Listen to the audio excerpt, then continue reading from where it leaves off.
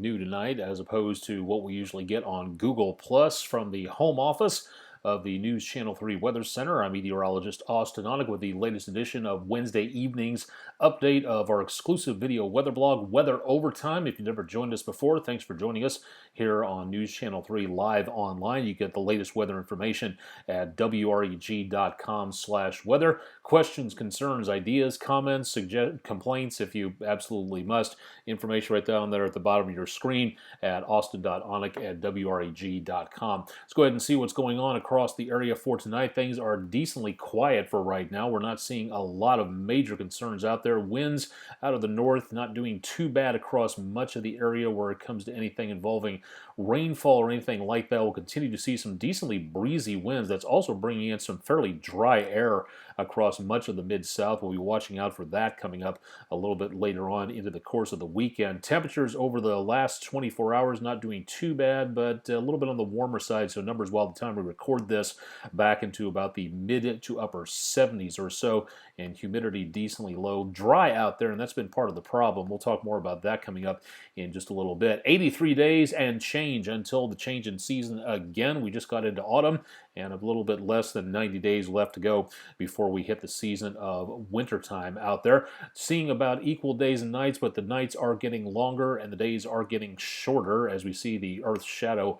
start to trek across the area, and the sunrise with the old crescent moon back across Indonesia and the western Pacific at this point. Sunrise, again, looking at numbers tomorrow, not doing too bad with the amount of time. We're a little bit less than 11 hours out there, so we're losing daylight regularly. And the moon is a waning crescent, 3.6%. It'll be barely visible into tomorrow. So looking, if you're going to be outdoors for seeing Mercury, that'll be up there with the moon, very close to the horizon. You're going to need a decent view of the eastern horizon, if at all possible, just to make certain that you can see stuff out there. Little, if anything, going on in the way of rainfall across the area. Interactive radar from wreg.com showing little, if anything, in the way of rain around the metro area. So good news for anybody doing anything outdoors for tonight or into tomorrow. Mississippi River is on its way downwards. Will continue to sink all the way into the weekend, dropping down to about 5 feet or so.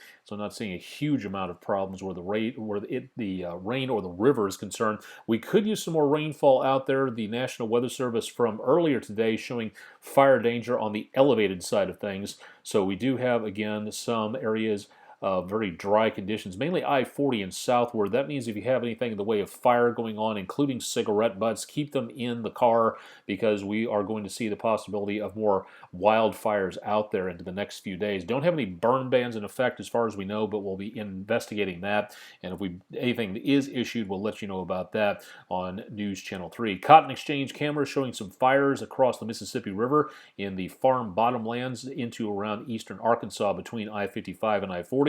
Looking back toward West Memphis, Arkansas for earlier tonight. Good view, a little bit on the hazy side from the Baptist DeSoto camera in South Haven.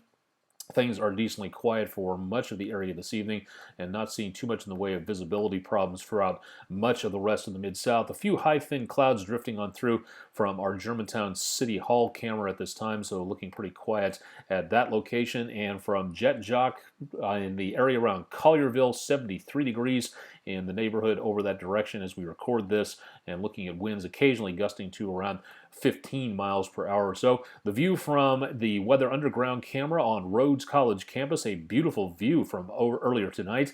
Some nice clouds passing on through right before sunset across much of the area. We do have not much happening at this time, less happening where we are, a little bit more showers and thunderstorm activity over portions of the east central United States, and less fire activity back over the western United States at this time. Got a storm system making its way into and around the area of the east coast states, and a cold front has just actually passed through the mid-south area. That has been doing a good job of keeping us a little bit drier and a little bit on the cooler side, with high pressure working its way down from parts of Canada. Heading to the east coast anytime soon. Lots of activity going on, including some severe weather taking place for east of the Appalachians and back toward the Chesapeake Bay area. Could even be some flash flooding taking place around the D.C. area. 6 inches of rainfall plus in that location for tonight, but not really seeing too much of anything for us. Satellite picture from Penn State Meteorology showing again dry conditions across much of the area for later on this evening. Should be seeing a few clouds here and there, but mainly clear skies across the Mid-South.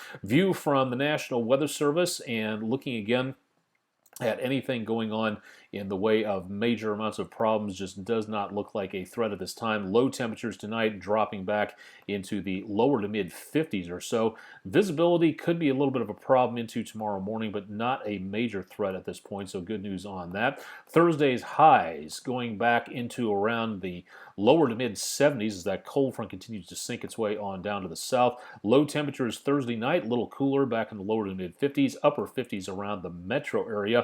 And as we go toward Friday, temperatures bound back a bit into the mid to upper 70s. Friday night football, if you're heading out the game to watch what goes on out there, it may be a little bit on the chilly side out there as we hit the game times in and around the Mid-South area, with temperatures dropping back into around the area of maybe the lower to mid 70s, but not really too much going on. Upper 60s elsewhere. No rainfall expected at this time, and should be relatively clear conditions out there with, again, a few clouds drifting on through, but that should be about it. Change into the weekend. We'll keep our eyes on that, and stay tuned to News Channel 3 for updates. The rest of the 7-day forecast, not doing too bad across the area. Temperatures a little bit warmer by the weekend, and a chance of showers and thunderstorms Saturday and Sunday, but not a great chance, and another chance, it appears, as we head toward next week, with temperatures rising closer to 90 once again by the time we hit around next Wednesday. If you have any plans to be outdoors in the next few days, definitely want to check the forecast as you go along with News Channel 3. National Weather Service has got a brand new weather page, and if you'd like to check it out, it's available at weather.gov. Click on the Mid-South.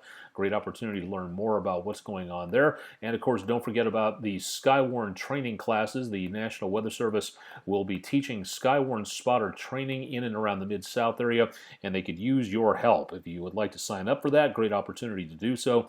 And please look at the National Weather Service website and click on the Skywarn logo for more information about where you can sign up for the next class that will be taught in the area. Matthew is a tropical storm, finally made it to tropical storm status in the course of the last couple of days. And it looks like it's going to be making its way back toward the west, heading toward the Gulf of Mexico. But it looks like this storm will actually be taking a right turn just south of Cuba and heading up into the Bahamas. Now, that could be a problem for the East Coast and maybe for Florida. We'll be watching that with a lot of interest as we go throughout the course of the rest of the next couple of days. Next week, that's where we're looking at the main problem out there as we go into the rest of the forecast. Don't forget to try to catch Mercury tomorrow morning with the rising sun. This information courtesy of space.com. Great opportunity to see some stargazing weather out there. We are in the midst of a minor solar storm, not causing that much of a problem, but anybody in amateur radio may see some problems, and you might get a little bit more radiation on those international flights, but otherwise not looking at anything really huge happening at this point. Anything you'd like to know about weather, science, or anything else astronomical related, go to facebook.com/Austen Onek, WREG. Also available on Twitter if you'd like to find out more there at @Aonic_WREG3 for more, and also on Instagram at Aonic no underscore necessary, WREG3, so a great opportunity to learn more there. Also, again, reminding you that we're going to be seeing some, again, the possibility of some active weather in the near future from October through about December. Now is the time to get ready for that severe weather season, and you definitely want to think about that by staying tuned to News Channel 3 and considering taking part in those Skywarn classes. Questions about any of this, please let me know. Austen.Onek@WREG.com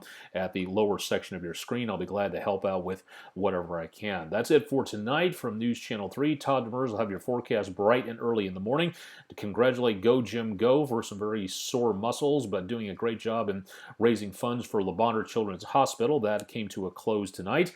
And also throughout the rest of the week, Tim Simpson will have your forecast throughout the rest of the afternoon and evening on News Channel 3, first at 4 and following from there. I'm meteorologist Austen Onek. Thanks for the inaugural edition of our own live stream video online with YouTube and at WREG.com/weather. More to come in the future. Stay tuned to News Channel 3 online and on air for the latest weather information.